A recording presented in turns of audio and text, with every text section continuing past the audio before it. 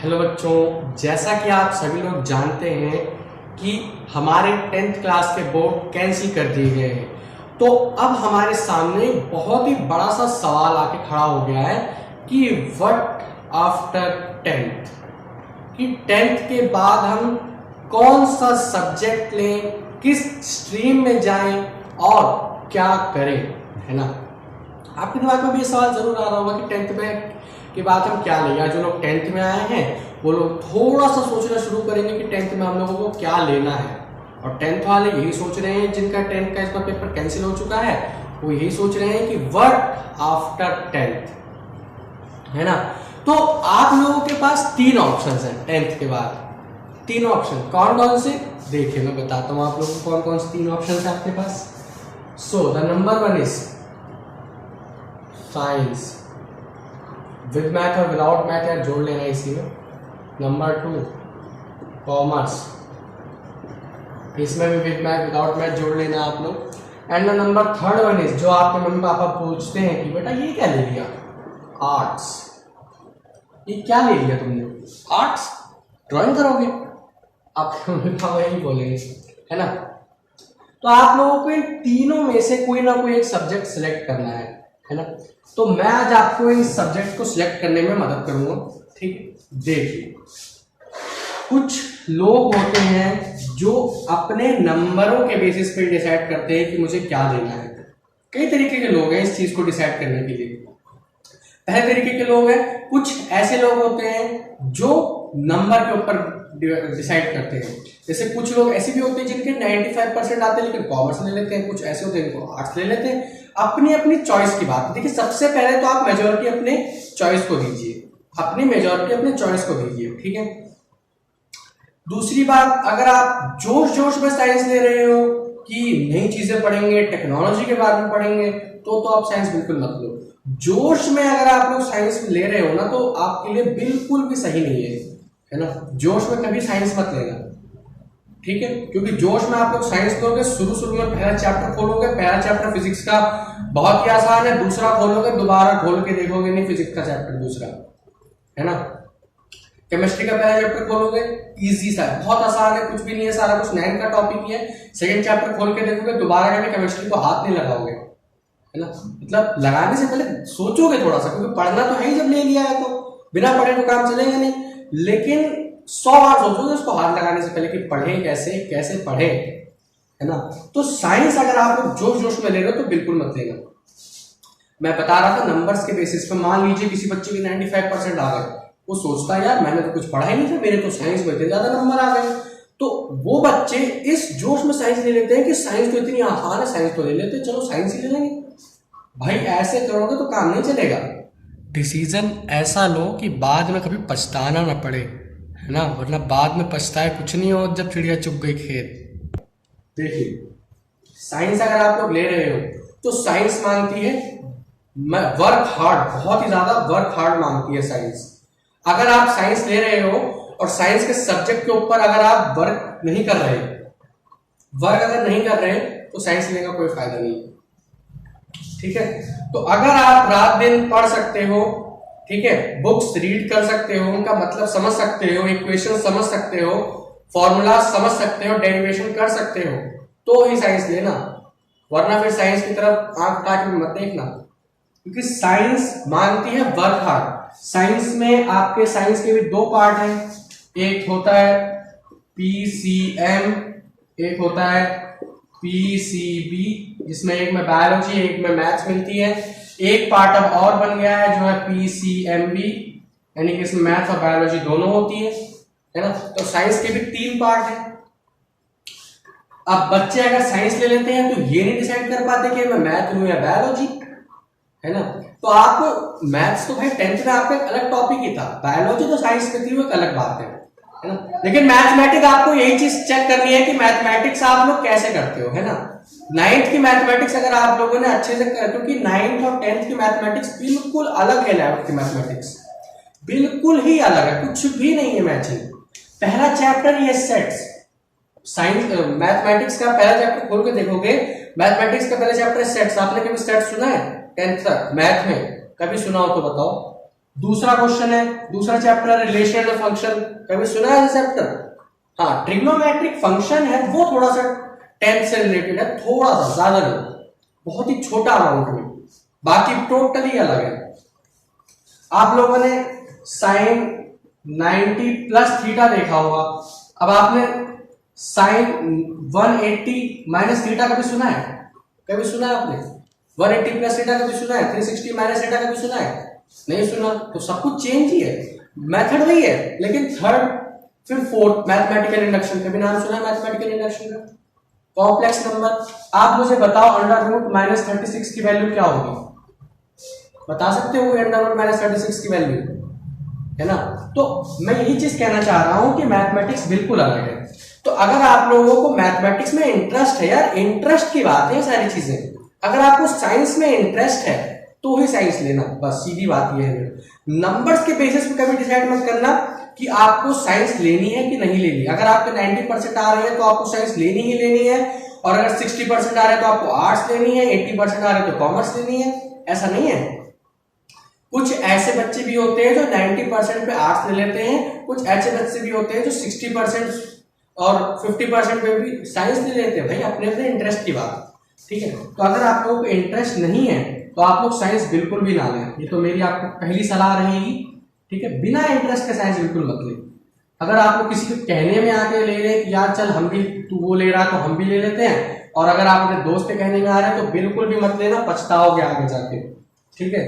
फिर आप लोग ये ढूंढोगे कि यार साइंस को ज्योग्राफी में कन्वर्ट करना, आशीष अंसारी की वीडियो देखोगे फिर, है ना? साइंस कॉमर्स आर्ट्स वाली, ठीक है? तो साइंस बस यही मतलब है मेरा कि अगर आप पढ़ सकते हो अच्छे से, वर्क हार्ड कर सकते हो उस पर, यानी कि आपको नोट्स इतने अच्छे बनाने पड़ेंगे, मतलब मैं ये नहीं बताना चाह रहा कि कैसे, लेकिन साइंस अगर आप ले रहे हो ना तो आपको इसमें इंटरेस्ट होना चाहिए। ऐसे नहीं कि यार ये क्या था, मैंने तो इसे पढ़ा ही नहीं, है ना? अब देखो आपने 9th में पढ़ा था बोहर मॉडल, बोहर मॉडल पढ़ा आपने 9th में, है ना? 11th में वही चीज है, लेकिन इतना डिफरेंट है, इतना डिफरेंट। यहां पे आपको हाइड्रोजन का रेडियस निकालने का फॉर्मूला मिलेगा, वेलोसिटी निकालने का फॉर्मूला मिलेगा। सोचो, इलेक्ट्रॉन की वेलोसिटी निकालने का फॉर्मूला बन रखा है यहाँ पे, है ना? वेवलेंथ निकालने का फॉर्मूला मिलेगा वेवलेंथ यानी कि लैम्डा। मैं आपको डरा नहीं रहा, आप जब बुक खोल के देखोगे ना फिजिक्स और केमिस्ट्री की, तो आप हिल जाओगे पहली बार में, मतलब ये क्या है यार, हमने तो कभी देखा ही नहीं ये सब चीज, हिल जाओगे। मैं डरा नहीं रहा आप लोगों को, अगर आपको इंटरेस्ट है तो सब समझ आएगा एक बार पढ़ाने के बाद, लेकिन जब आप पहली बार देखोगे तो आपको डर लगेगा यार, इसलिए कह रहा हूं मैं। भाई ये सवाल तो सबके सामने आता है ना यार एक ना एक दिन, but after 10 science commerce arts में तो कुछ ना कुछ तो लेना ही होता है। अब भाई नहीं ले रहे, आप पढ़ाई छोड़ रहे हो, एक बात अलग है, बाकी इन तीनों में से कोई ना कोई एक सब्जेक्ट तो आपको चूज करना ही पड़ेगा। तो अगर आप साइंस चूज कर रहे हो तो भाई सारी चीजें आपको पढ़नी पड़ेंगी, ठीक है? कोई भी चीज अगर आप ये सोच रहे हो कि मैं थोड़ा सा पढ़ के छोड़ दूं और या फिर इस टॉपिक को छोड़ दूं अगला पढ़ लूं, तो अगर आप ऐसा करोगे ना तो आपके लिए ही घाटा है, इसमें मेरा कुछ नहीं जाता, है ना? ना टीचर से कुछ जाता, आप कहीं जाएगा जो भी जानने को, ठीक है?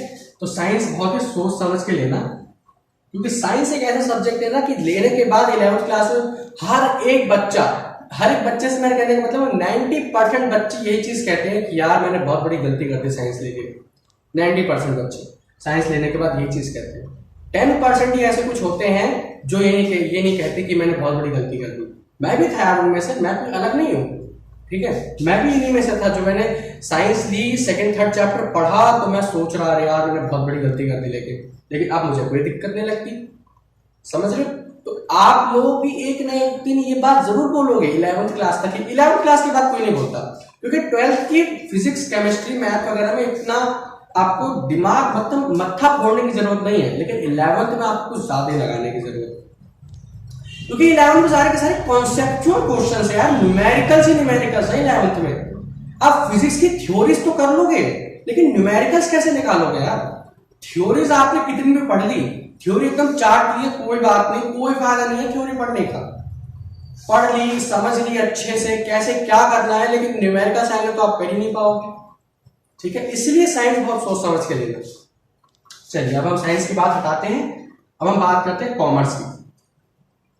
देखो भाई, कॉमर्स एक ऐसा सब्जेक्ट है, जैसे कि एज अ नेम सजेस्ट है कॉमर्स है, तो इसके भी दो पार्ट हैं, without math, or with math, यानी कि विद मैथ और विदाउट मैथ, विदाउट मैथ है ना, दो पार्ट्स हैं इसके, विद मैथ और विदाउट मैथ, जिसमें एक में मैथ नहीं मिलती, एक में मैथ मिलती है। ठीक, सेम मैथमेटिक्स, साइंस और मैथ, कॉमर्स की मैथमेटिक्स सेम है। ठीक है, आर्ट्स में आपको मैथमेटिक्स नहीं मिल सकती, बता दूं मैं आप लोगों को, अगर आप लोग ये सोच रहे हैं कि आर्ट्स लेके मैथमेटिक्स कर ले तो ये आपके लिए नहीं मिल सकती।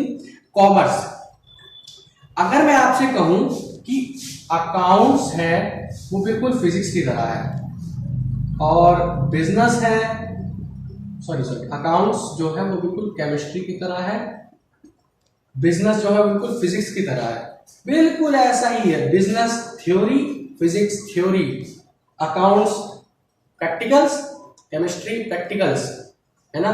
मैथमेटिक्स दोनों के सेम है, क्योंकि मैथमेटिक्स में तो हमें कोई डिफरेंस करना नहीं, क्योंकि मैथमेटिक्स दोनों के सेम, क्योंकि पीसीएम नाम ही है साइंस का। साइंस में यार अगर आप साइंस ले लोगे तो आप या तो पीसीएम बोलोगे या पीसीबी बोलोगे, है ना। तो इस तरीके से आप कोरिलेट कर सकते हो और खुद समझ सकते हो। लेकिन यह है कि कॉमर्स में आपको साइंस की तरह मत्था पट्टी नहीं करनी होती। ये नहीं कि आप दिन भर बुक लेके बैठे रहो, आपको पढ़ना ही पढ़ना है, बिल्कुल पढ़ना ही पढ़ना है, क्योंकि इसमें सारी थ्योरीज है। मैं जो कॉमर्स है इसमें सारी थ्योरीज भरी है। ठीक है, हाँ ये है, अकाउंट्स की बात अलग है। अकाउंट्स में थ्योरी के साथ साथ मेन फंडा जो है ना बैलेंस शीट्स का ही आता है। ठीक है, वैसे मैंने अकाउंट्स नहीं रखी, लेकिन थोड़ा बहुत जो मेरे को पता है इसके बारे में वो मैं आपको बताता हूँ। ठीक है, अकाउंट्स में आपको इकोनॉमिक्स मिलेगी, ठीक, इकोनॉमिक्स मिल सकती है, इंग्लिश मिलती है, तो ये सब तो बात की बात नहीं। लेकिन कॉमर्स अगर आप लोग ले रहे हो तो अगर आपको इंडियन इकोनॉमी में, बैंकिंग सेक्टर में, है ना, इंडियन इकोनॉमी, बैंकिंग सेक्टर या मनी से रिलेटेड, यानी कि अगर मैं आपसे कहूं इकोनॉमी से रिलेटेड कोई भी चीज अगर आपको करनी है, क्योंकि बैंक भी इकोनॉमी से रिलेटेड है ना, आप बिजनेस करना चाहते हो, बिजनेस भी इकोनॉमी से रिलेटेड है ना। तो अगर आप तंत्र बनाना चाहते हो, जैसे मैं अगर आपको बताऊं कि आप कोई बिजनेस करना चाहते हो, बैंकिंग सेक्टर में जाना चाहते हो, इकोनॉमिक सेक्टर में जाना चाहते हो, इन 3-4 चीजों में अगर आपको कोई इंटरेस्ट है, यानी आंकड़ों में अगर मैं आपसे कहूं कि काउंटिंग में अगर आपको कोई इंटरेस्ट है तो आप कॉमर्स ले सकते हो, है ना।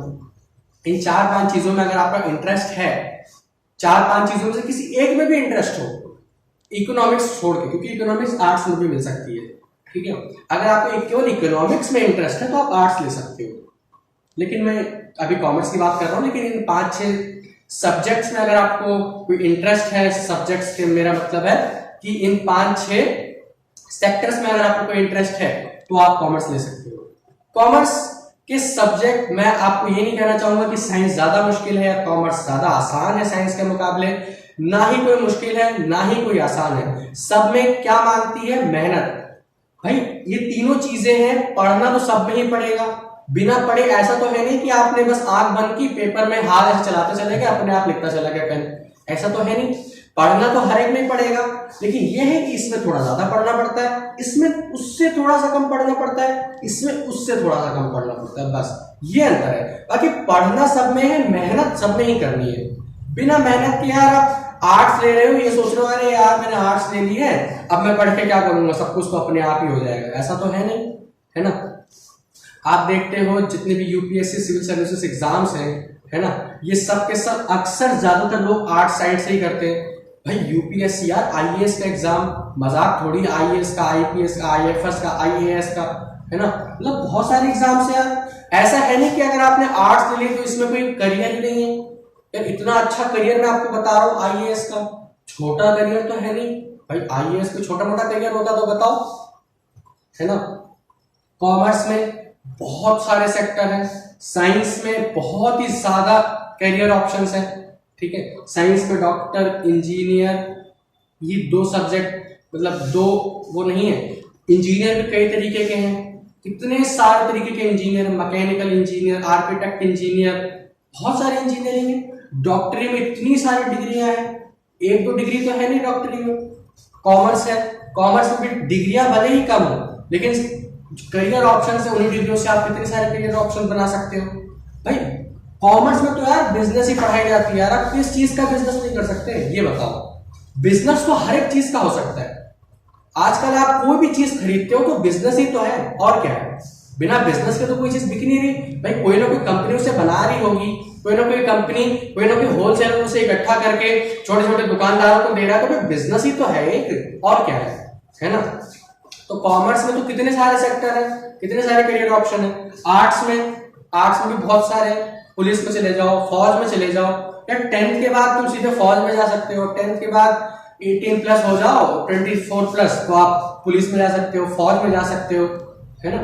तो इस तरीके काफी सारे करियर ऑप्शन है यार, ऐसी बात नहीं कि अगर आपने साइंस ली तो उसी में करियर ऑप्शन है बस डॉक्टर और इंजीनियर का, या कॉमर्स है तो उसमें सिर्फ 2 या 3 ही है, आर्ट्स 2 या 3 है, ऐसा कुछ नहीं है।